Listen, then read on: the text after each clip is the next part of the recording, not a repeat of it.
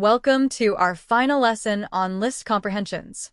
We'll tackle a slightly more complex scenario, finding the common elements between two different lists.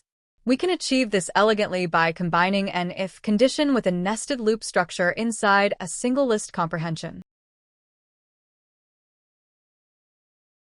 1. The traditional nested loop method.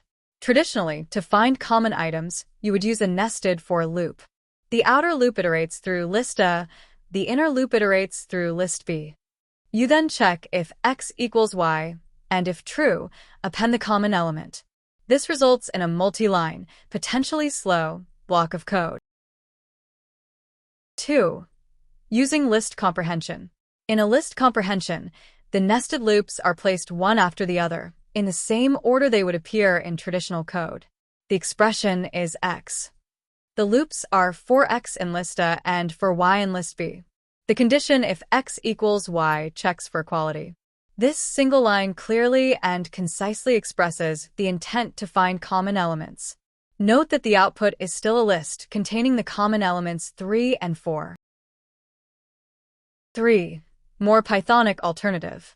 Although the list comprehension works, an efficient and Pythonic way to find common elements may be to convert the list to sets and use the intersection operator, the ampersand sign.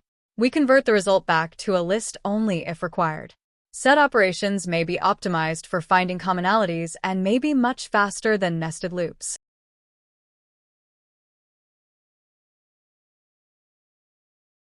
To summarize, we have learned list comprehensions, learning how to transform, filter, and even nest loops within this concise syntax. This concludes section 15. Our next lecture 16:01. Introduction. See you there.